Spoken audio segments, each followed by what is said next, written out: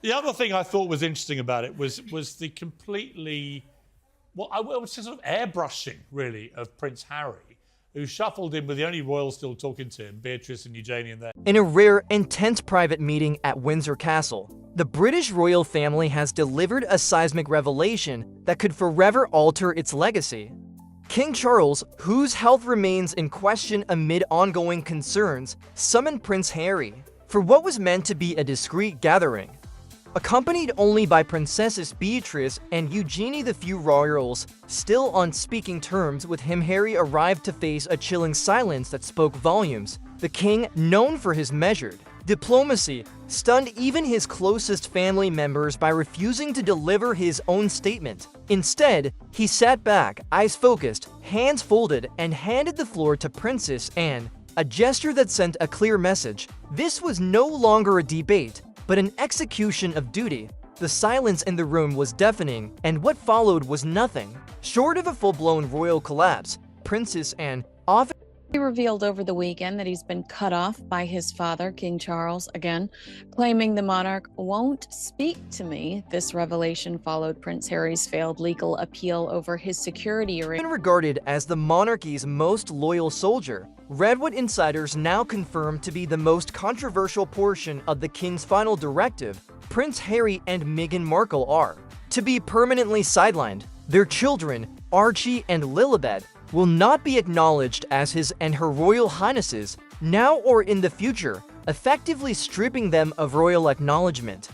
All titles associated with the Sussexes have been unofficially frozen, a move that sources fear marks a definitive end to their royal status. For Meghan Markle, this is a catastrophic blow. Also unleashed a series of harsh criticisms directed towards his family. Can I just say that that's what kills me the most, that the soundbite everybody grabbed for this was, "I would like to reconcile with my..." She has spent the last 3 years subtly but consistently campaigning for her children to be granted royal status, a campaign that has now been decisively quashed. The meeting was a stark display of the monarchy's resolve. King Charles, by letting Princess Anne speak on his behalf, unleashed a series of harsh criticisms directed toward his family, particularly Harry. After years of public betrayals, Oprah interviews, Netflix docuseries, and memoirs that dragged the monarchy through the mud, the king finally drew a red line. This wasn't an olive branch, it was a royal eviction notice. That it's taken Prince Harry 40 years to learn the definition of the word consequences, but it was Princess Diana herself. This is my girlfriend Maureen Callahan that reminded me of this, that referred to her youngest son as thick. The directive made it clear that Charles's personal feelings no longer shield his youngest son from consequences. It's taken Prince Harry 40 years to learn the definition of the word consequences, a bitter irony not lost on those who recall Princess Diana's own words. As my girlfriend Maureen Callahan reminded me, Diana once referred to her youngest son as thick, a harsh but prescient observation that seems to echo through this latest royal drama. The decision to strip Archie and Lilibet of royal titles isn't just a personal snub, it's a matter of rules and loyalty. By stepping down as working royals, Harry and Meghan forfeited the right to pass those titles down, full stop. Their expectation that they could slam the monarchy in public while still reaping its privileges in private was naive at best and manipulative. At worst, Meghan's 2021 Oprah interview, where she accused the palace of racism and institutional bias, only deepened the rift.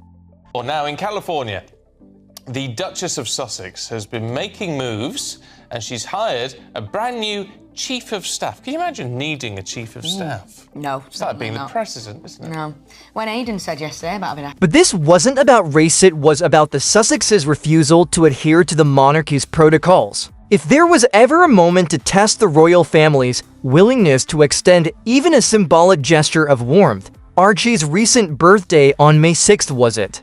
Yet, the silence from Buckingham Palace was deafening. Not a single public message was shared from any senior royal, not from King Charles, not from Prince William, not even from the official royal family's social media accounts. In stark contrast to previous years, where minimal birthday greetings were offered even amid tension, this year's total blackout marked a deliberate shift.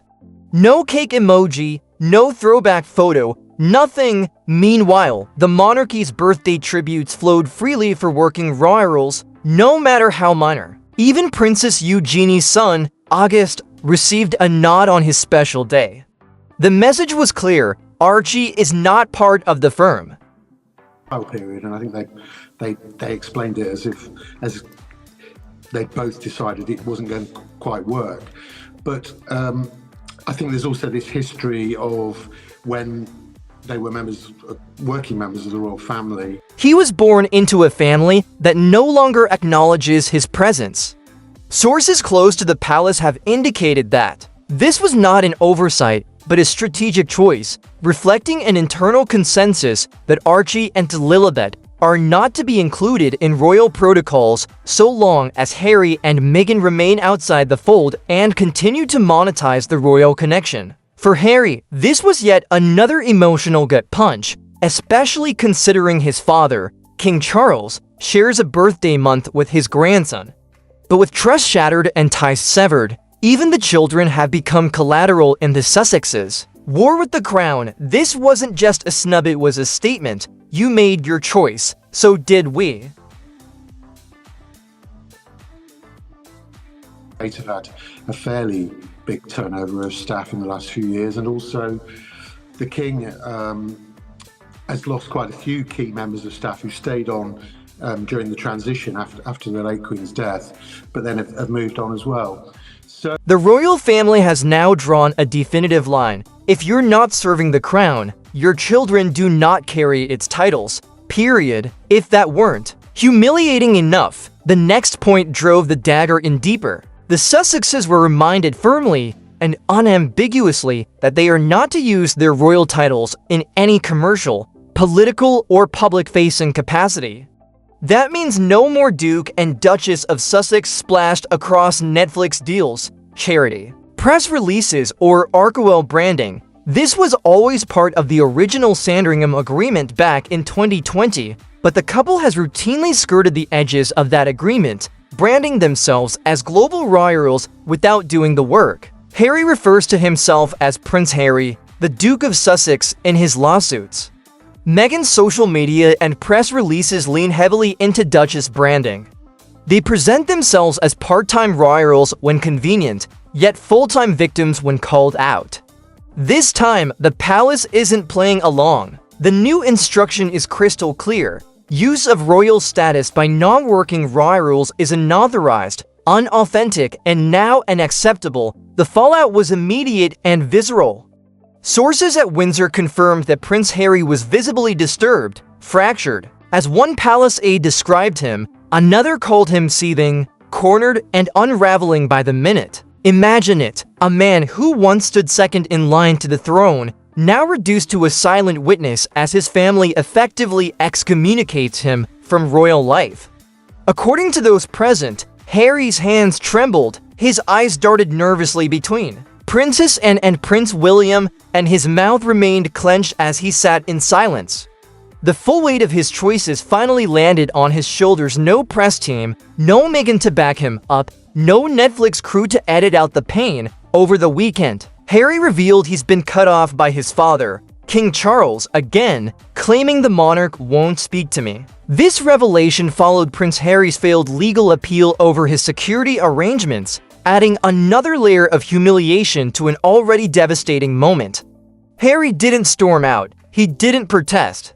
He simply sat there shaken, ashen, and, for the first time in years, powerless. What Princess Anne revealed next sent aftershocks across the monarchy and ignited fresh tensions between the Crown and California. The King's decree didn't just apply to the titles Meghan and Harry currently use, it extended into the future, blocking any and all attempts by the Sussexes to associate new ventures, charitable foundations, or advocacy campaigns with the royal institution. No more royal-style appearances, no more vague references to duty or legacy, no more using Diana's memory as moral currency.